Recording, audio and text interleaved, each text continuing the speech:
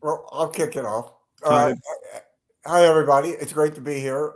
I'm Stuart Stevens, and this is one of my favorite things to do with Stephen Bestloff, who, before we go forward at all, would stop whatever you're doing and you should subscribe to his Substack, America, America. Um, and if you can, it'd be great to become a paying member. It's one of the few things that I read regularly. Um, and what I like most about it is I'm never sure what Stephen's going to write. I sometimes know what I'm going to write too, Which I love that. I love yeah. that.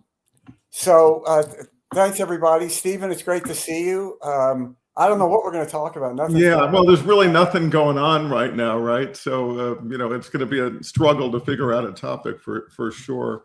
I mean, let me also say you should always be checking out whatever Stuart Stevens is doing, whether it's his great writing or whether it's these valuable conversations.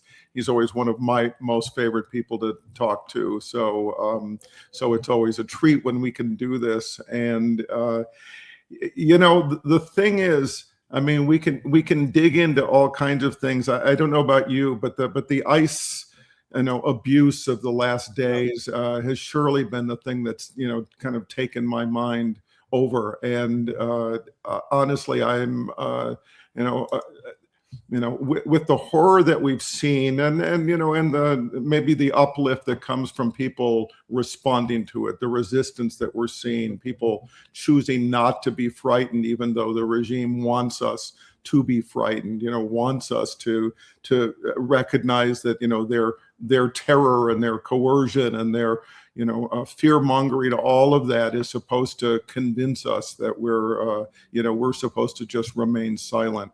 All right, that's part of the goal here. And so I'm curious for you. I mean, does this feel in some way like a turning point? I ask the question all the time. Yeah. Have we hit some point where people say, like, this is too much? Yeah, it's a great question, and you never know until you get further past these things, of course. But it does feel to me that this horrible murder of this woman in her Honda Pilot is going to be sort of a Kent State moment. And we forget there are other shootings on campuses before Kent State, but there was something about Kent State that, and in that case, that iconic photograph of that student holding another student who had been shot and screaming at the National Guard became such a symbol of it. And I think the video that we have of this murder will serve that.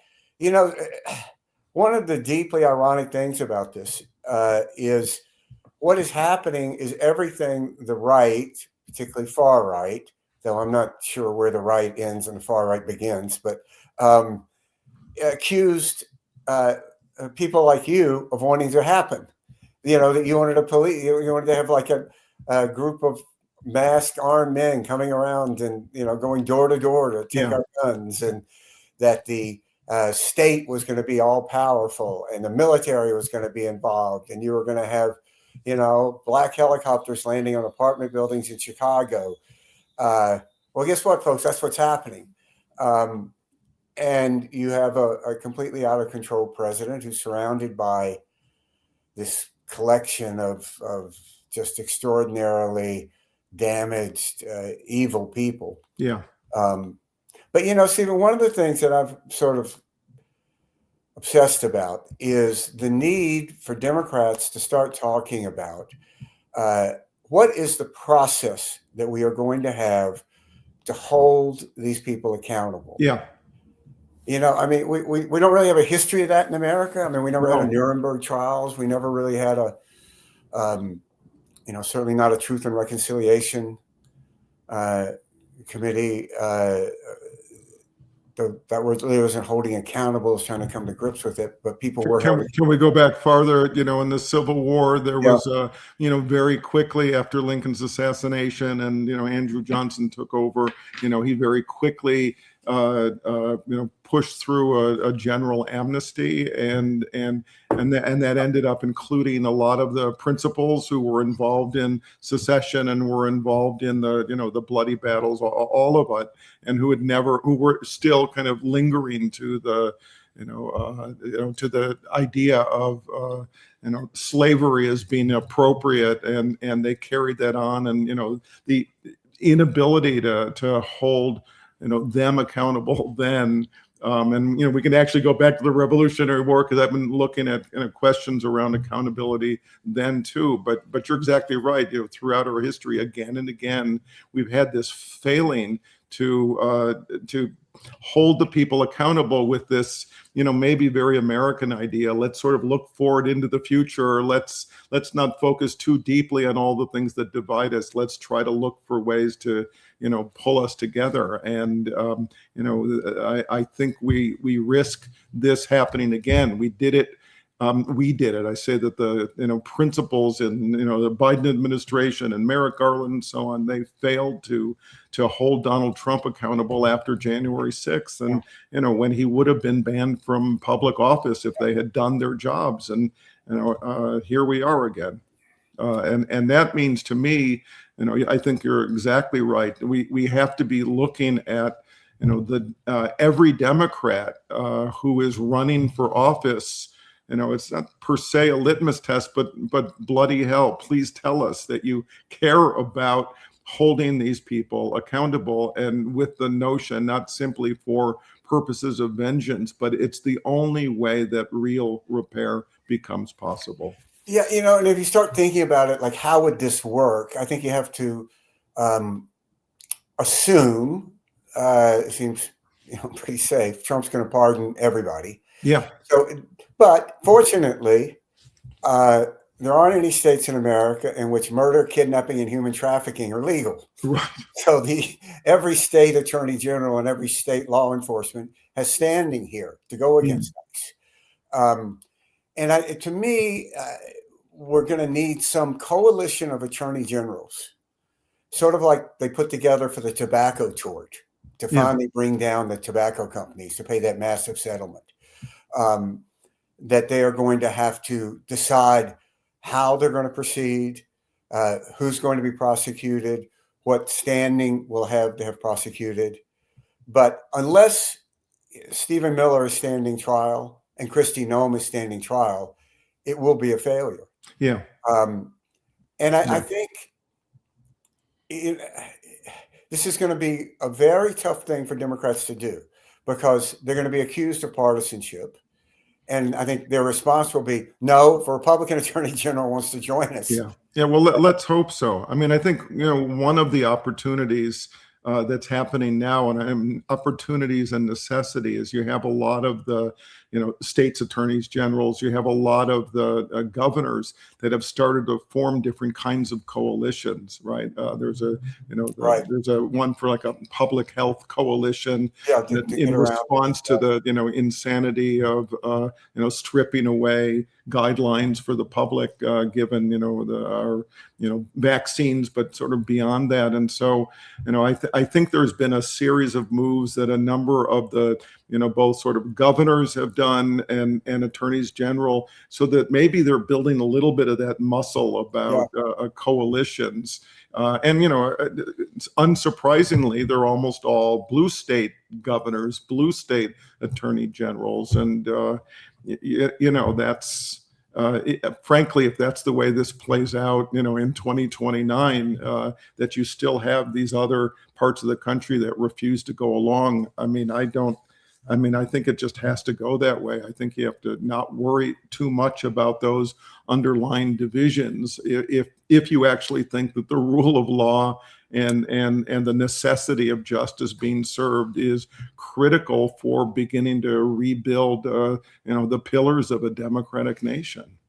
I think after the first term of Trump, you could have made a case, I probably did make this case, that if we just elect a normal president and we go back to being normal, that there'll be such a sense of relief. Yeah. People remembering, like, oh my God, I don't have to wake up every morning and wonder, like, what sort of mood this lunatic president's in. Yeah. That would be rewarded. Yeah, what new chaos, what But new crisis, what new and disaster awaits us? and Trump would just be completely putting Trump as in the rearview mirror. The only problem with that theory is it didn't happen. Yeah, And we had a very normal, I think, excellent president in Joe Biden. yeah. Um, now, I Who don't, was voicing all of the right things. I mean, yes, he was. but I think that to me, what this tells us is what Democrats need to be about is reform, not restoration. Mm, You know, they need to go in with big picture reforms and not go back sort of like we want to go back to, 1999 or 2018 or 2014 or something. Even that Republican Party doesn't exist. mm. And I'm very cautious about putting too much emphasis and value in the fact that some handful of Republicans are opposing Trump on a handful of issues. Yeah. Because I don't really think, so now instead of 99.9% supporting Trump, you're down to 98. Well, I really appreciate you saying that because, I've been reading, like I'm sure you have, the people are like, there's these 4 Republicans that are sort of, are beginning to push back against his, illegal invasion in Venezuela and, and the murder of people, off the coast of in the Caribbean, over 100 and we're winning today because 4 people decided to join the Democrats, and it doesn't quite add up. No, and I think what was Moynihan's line about the dumbing down of decency or something? It sort of dumbed down what expectations are. Mm-hmm. I mean, all these senators, and I'm particularly focused on the Senate because I work for a lot of senators. Yeah. They all take the same oath of office.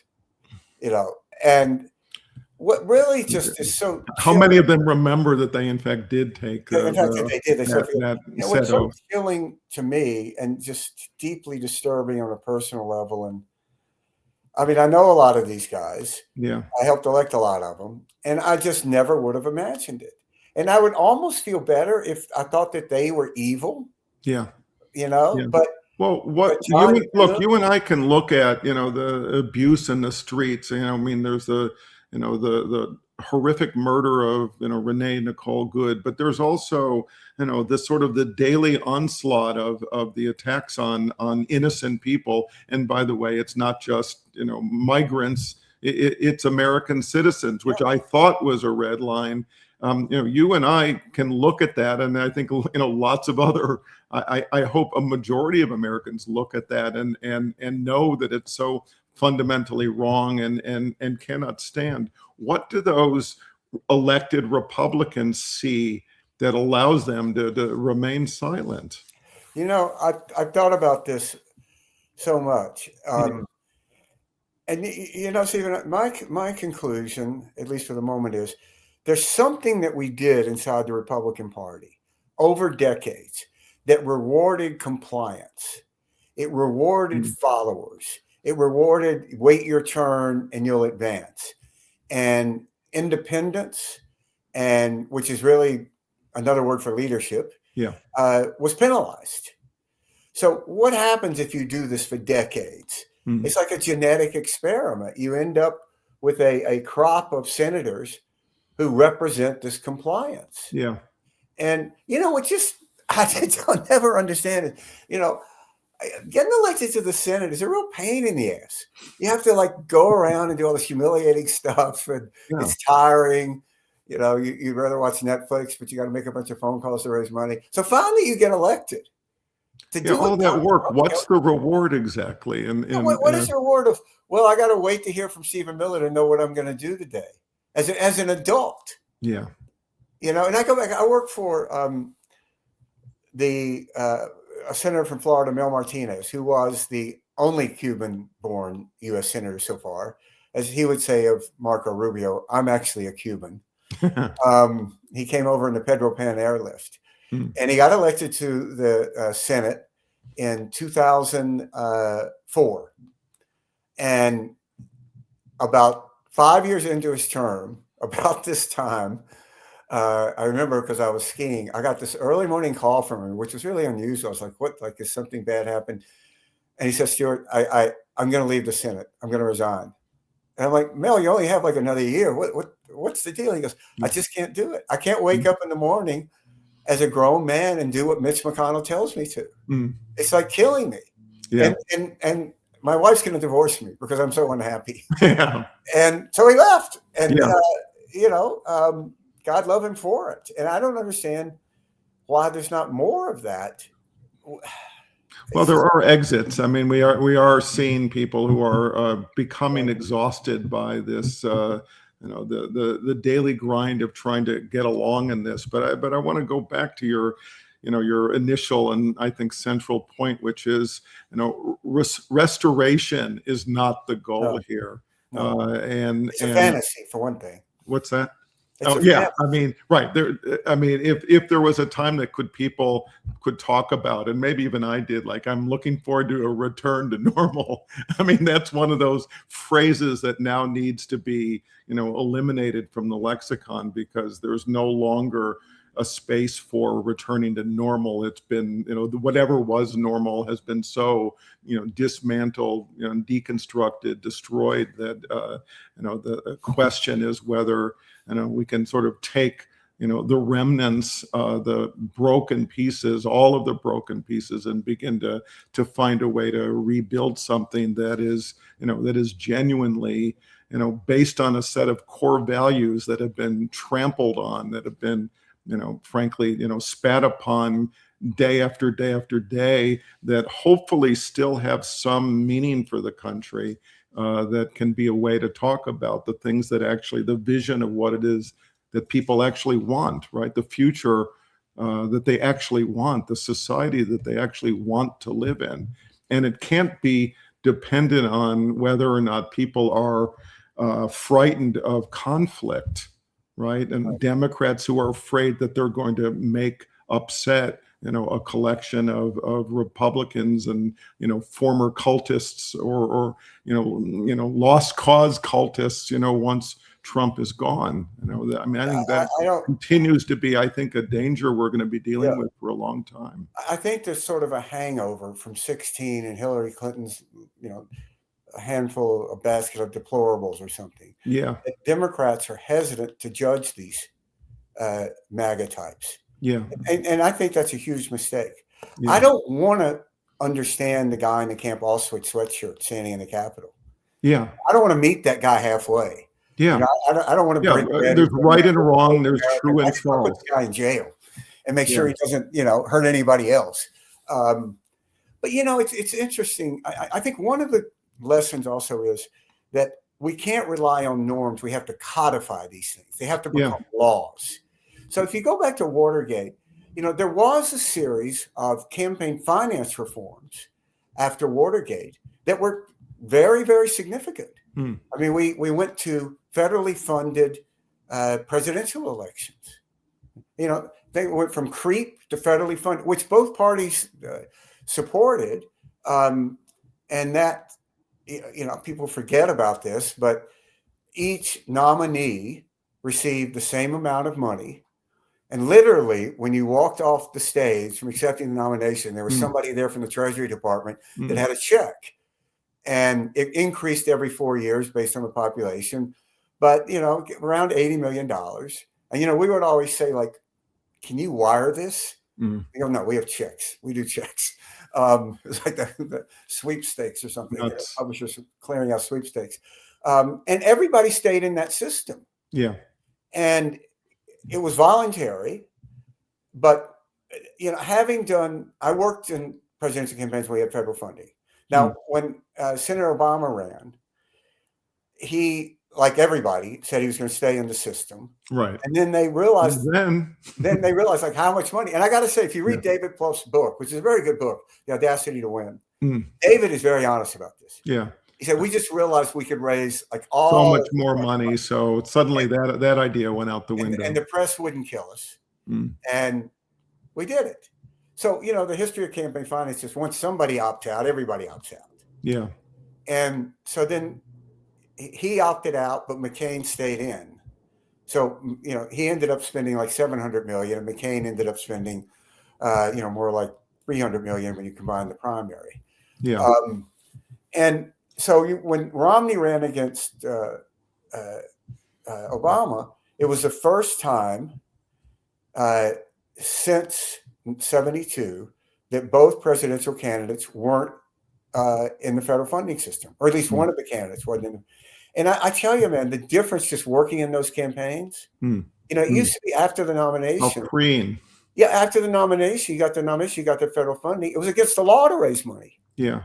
So You you could know, actually think a little bit more about governance. yeah. I mean, and you could actually go talk to people. And Yeah. so, I was sitting on the campaign plane with Romney, maybe like, October or something, and I just figured out in the back of an envelope how much time we're still spending raising money, Yeah. and it was like 70%. Yeah. Well, and And how many we're back to all those Republicans who have chosen to remain silent. They may be frightened that forgetting even just being primary, they may be frightened that that he's going to call the hordes, and then the death threats are going to start to come, and they're frightened of their safety. Which I I have don't no, pity them for. If you want to be in public office, you ought to deal with it. But the reality is that they've chosen to get along with something that is so abhorrent, and it's particularly stunning. I mean, neither you nor I would write the idea that we would have this guy in the office on the 250th anniversary year of the country, which is supposed to be the year to celebrate the ending of the relationship with the Mad King from Great Britain, and the commitment to self-governance and a future that's sort of focused on, at least from the Declaration of Independence, ideas about equality and freedom, and the possibility, the role of a government to actually make lives better. And the opportunity for every one of us to participate in that. And here we are, in this moment where there's a guy who is working with great intensity and more intensity as his mental and physical decline accelerates, to destroy all of that. King Lear did not improve. Yeah. He didn't, like, see a. Well, and neither, by the way, neither did the Mad King. I mean, I was in London, and I went to sort of visit, like George the Third. And that last year of his life, he was basically, the last decade of his life, he was basically sitting in his palace and alternately like kind of ranting and crying. Right. I mean, and talking to people who weren't there. I mean, the decline was real. And so the early Americans had the wisdom to at least separate themselves Well, from listen, them, so man, they could move on with their lives. I've said this before, and I think it's absolutely true. If these Republicans were around in 1776, we'd still be celebrating the Queen's birthday, Yeah. because there is no fucking way. Yeah. But I mean, they can't get their comm shop to put out a statement congratulating the president-elect of the United States when Joe Biden beats Donald Trump. You think they're going to take on the most powerful army in the world? We're not going to. They're like, what? Are you kidding me? Yeah. No. Courage. And Courage. they just, and you take Roger Wicker from Mississippi as a poster child for this, because Roger doesn't face a primary until the 6 more years. So probably in 6 years, he's also going to be at a point where he doesn't want to run for re-election. Mm. And he's someone who wanted to be chairman of the Armed Services Committee all his life. I mean, I helped elect a guy. Our dads were friends. We were pages in Washington. And so finally he gets to be chairman of the Armed Services Committee. It's a big fucking deal. And what does he do? He gives us Pete Hegseth. Mm. Mm. I mean, Roger wouldn't have let Pete Hegseth cut his lawn. Literally. Like, we're this drunk with tattoos around the house, this weirdo with women. No. And I just don't understand it, because if he had gone to Trump, he could have done it quietly. Yeah. He just said, look, this is a non-starter. Yeah. There's a lot of really good conservatives who are not like weirdos like this. Just pick one, and Trump would have gone along with it. But they won't even do that. Yeah. Or Cassidy from Louisiana, who, as a young doctor, his passion was helping schools, particularly those in less affluent areas, institute vaccine programs. Yeah. And when he got elected to the state Senate, I think it might have been first to the state house in Louisiana, he passed legislation to help this. He was the vaccine guy as a physician. Yeah. And now he's casting the vote to give us RFK Jr. Yeah. Yeah. I just don't understand it. I mean, look, and the thing is, again, they can see what you and I can see. I mean, I'm thinking about, Trump talking about Greenland. One way or another, we're going to have Greenland. Psychologically, it's necessary for success. I mean, talk about a self-own in that case. I mean, this is a mentally deranged person making foreign policy and talking about invading a NATO ally for the purposes of making him feel better. Yeah, I was in Greenland for a couple of weeks this spring, and the idea of America. Why were you there? We have lots of American bases in Greenland. I mean, it's not like it's not North Korea. It's a NATO protectorate, right? And in the wildest fantasies of the Kremlin, of the most lunatic person in the Kremlin, they couldn't come up with a better scenario of the United States at war with NATO. Yeah. I mean, that would be nice. Like, the rapture is upon us.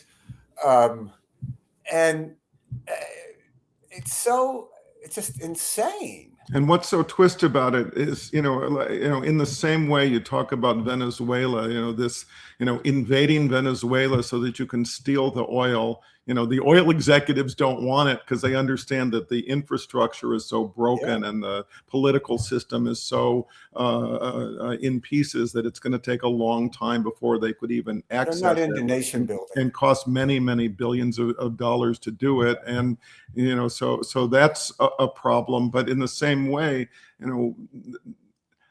the most important thing in some ways about Greenland is sort of recognizing the dangers that we're facing with the melting of the ice. Yep.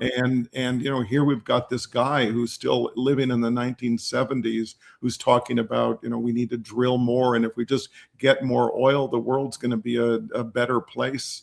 And the truth is, we already don't need more oil, and we already ought to be making policy that's actually going to address the problems of, can we still call it this, the climate crisis?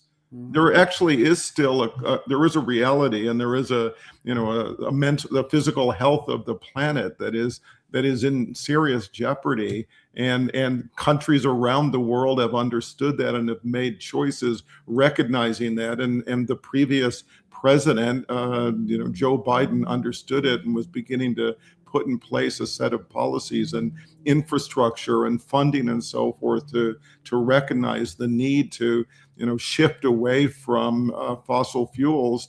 And here comes this guy right out of the 1970s, and it leads me to think we're going to get through these years somehow, in however many, tatters, we're going to get through it. But then we're going to end up in this place where he's just made the whole planet so much, harder to repair, under so much more threat, in the most sort of fundamental ways. And that's, it makes, for me, it's just that extra layer on top of the crazy actions from day to day, just based on his deranged mind. Yeah. I was in Ukraine in October, and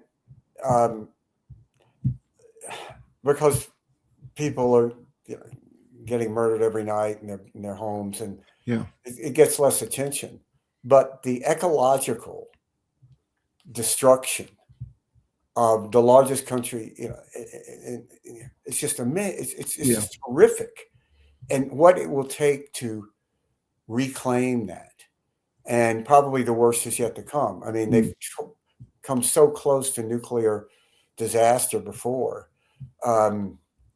but it's just a scorched earth. And nobody can talk about this, right? I mean, this is, where again, we're all being sort of, held. I mean, I can't put it in more sort of sober terms. We're all being held hostage by a madman. And so you have to focus sort of every day on what the madman is doing, and all these sort of important global challenges that didn't go away. They're just being, at least from an American perspective, and more widely than that, are being ignored or surely minimized. Well, and you've written about this beautifully, that it's an abdication of leadership of America's role in the world. Yeah. That we are becoming a bystander to the world. Yeah. And worse, even a pariah state. Yeah, like a pariah state. And what really struck me about the whole Venezuela thing was they couldn't come up with a consistent reason why they did it. Mm. So J.D. Vance said we can't have a drug dealer in a palace in Caracas, and there's an indictment. You can't hide in the palace. So he kind of made it sound like he was sketching out like an episode in The Wire. This was like a drug. We got. Yeah, so it's just a law enforcement operation. We're going to go there. It's like we're free to do that. We don't have to talk to Congress. Got some really, cool dudes that come in and black helicopters.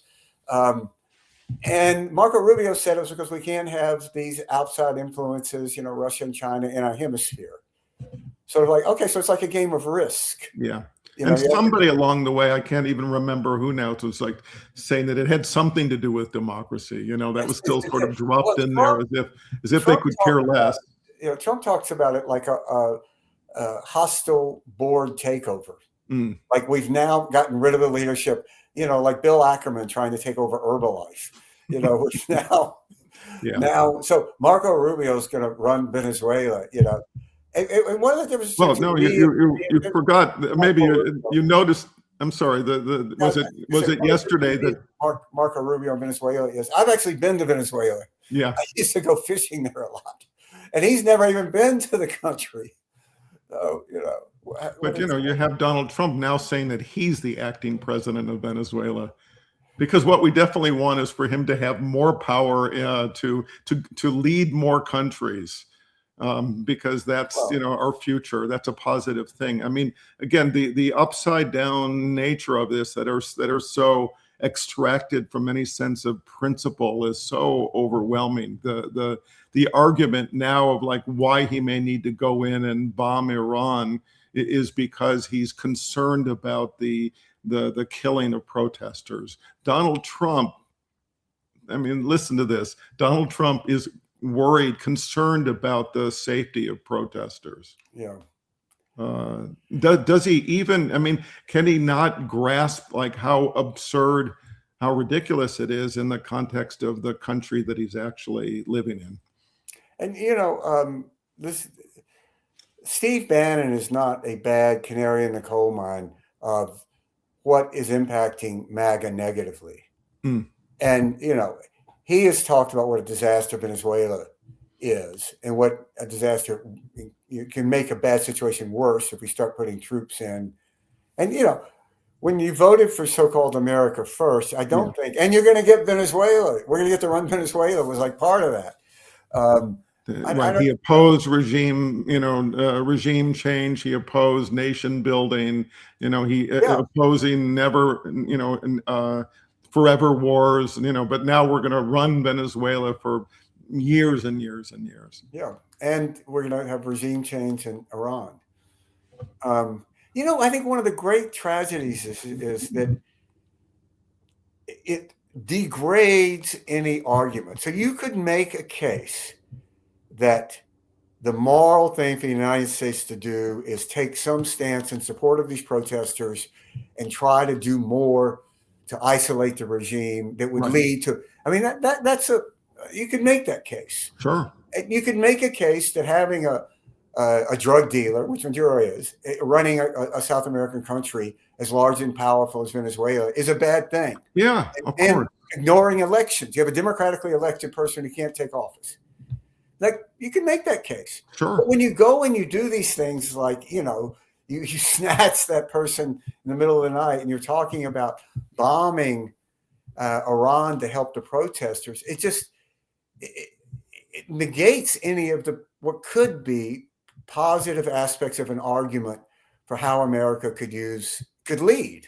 Yeah. And it further undermines the legitimacy of the U.S. government and necessitates that surely former allies around the world in Europe and Asia and beyond, I mean, are all having to make decisions on how to operate in spite of or without the United States being part of the equation. Obviously that's true in terms of economic policy and trade, but it's increasingly. I wonder how few of our former allies share intelligence anymore with the United States. I mean, they would be foolish. I mean, when you go back to that leaked phone call of Steve Witkoff, coaching the Russian official who was going to be coming to the U.S. to negotiate on Ukraine, coaching him how to get what Russia wants. If you were prosecuting Steve Witkoff for somewhere along the lines of espionage or some, Aldrich James traitor type prosecution, I can't imagine a better opening argument in front of a jury than that recording. Ladies and gentlemen, listen in his own words. He is coaching America's enemies of how to take advantage of America against allies. And, not a jury in the world that wouldn't convict, in America, that wouldn't convict him. And yet it's sort of become normalized. And, another deep irony of this, I think, Stephen, is, there is no conservative party in America. Yeah. And, I think you need a sane conservative party. But, I mean, Republicans lose their mind over a guy in New York who may talk about opening 5 city-owned grocery stores, and the Republicans are nationalizing Intel. Yeah. Like, really? Yeah. Like, really? Oh, so we're going to nationalize, it's crazy. Well, it does come back to this. I'm going to keep coming back to, I think, our core notion, which is that, the Democrats, later this year, surely in 2028, we need people who are fierce advocates for the future, who are, in my view, need to be progressive people who are looking to regain American values, but who are willing to dig right into all of the failure and the criminality and the corruption, and are willing to hold these people accountable in the way that it didn't happen, during the Biden administration. Merrick Garland, and I get a lot of heat on the left for this, but Merrick Garland promised early on he was going to prosecute, all those people responsible for January 6th, at every level. And but he started at the bottom and he worked slowly forward. And by the time he got to the point of putting in place a special counsel in Jack Smith, who was able to develop we know now from his testimony, a body of evidence, and strong body of evidence to convict Donald Trump for inciting insurrection. It was too late. It was too late in the game, and so there's no point sort of relitigating that moment, except that it represents another moment where the fear of danger, the fear of inciting anger amongst the opposition, the aversion to risk, the discomfort with conflict, all sort of translated into slow walking this thing. Well, look, we should wrap this up. But, one of the positive signs I take is if you say, take Gavin Newsom, not a bad politician, right? So what was his immediate reaction in a political sense to Trump winning in 24? It was to go right. Well, I'm going to have Charlie Kirk on my podcast. Yeah, yes, he did. That seemed to pretty much universally throw up on his shoes. Yes, they did. And he's not self-destructive. Yeah. I think they were angrier than throwing up. I think they were thinking more about throwing some punches. What the fuck are you doing, dude? So, He then changes course and attacks Trump in a very Trumpian way, and is being overwhelmingly rewarded for it. And J.D. Pritzker, Yeah. a guy who's being rewarded for going out and speaking the truth about Donald Trump. And I think that speaks very well for what Democrats want and what they will reward.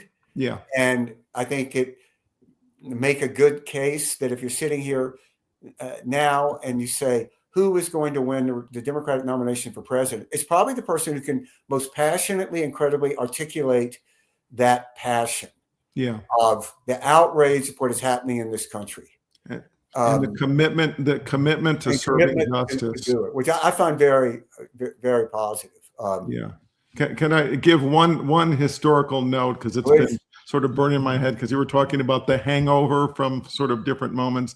I think we're having a hangover from 1787, right? From the constitutional, the passage of the Constitution. And the specific piece of that was that they made a compromise with the northern representatives made a compromise with the Southerners regarding slavery, that they weren't going to confront that then, and they pushed off until 1808, at least that then in 1808, there would be the banning of the slave trade, not slavery, but the slave trade. And so, the judgment at the time was they had to do that compromise, or there was going to be no passage of the Constitution. It was critical to do it, to find the way to sort of negotiate a path forward. And I think we're still paying for the consequences of not dealing with slavery then having to deal with it again in the Civil War, and then still not dealing with it and during Reconstruction, and then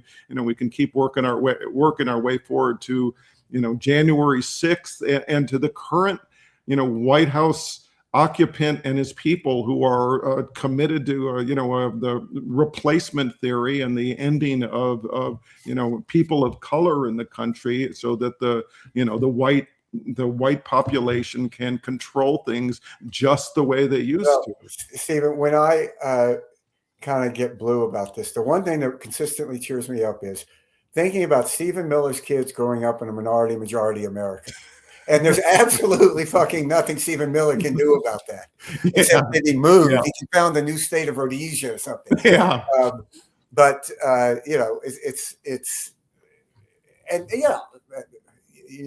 So all I'm suggesting in all of that, and I'm sorry to kind of drag you and everyone through that. It's been on my mind, and I've been sort of. Have you written about this? You should write. Well, I'm going to. Yeah, you really should, and let's come back and talk about it. Yeah, but what I will say is that it just underscores the fact that I've been using the quote from Robert Frost lately, which is the only way out is through. That's a great line. And that's where we are. The only way out is through. That means addressing these things and not glossing over and not looking the other way. Yeah. All right, brother. Thank you. And let me just remind everybody out there: read Stephen, subscribe to America. If you can, it'd be great to support it financially. This is a great piece that he has here. I mean, that just sort of sums things up. ICE is not law enforcement. Yeah. And thank you. We're not going to be saved by any billionaires out there. We're going to do it ourselves. Though I will say again, if there's a billionaire out there that wants to support Lincoln Square, please call us. They can call me too later after they finish with you guys. We're not against that. So thanks very much, and look forward to seeing you soon. Thanks so much, everybody. And do check out all the work that Stuart does, because it's always of value. Well, it's Lincoln Square, really. That too. All right. Thanks, everybody. Thanks.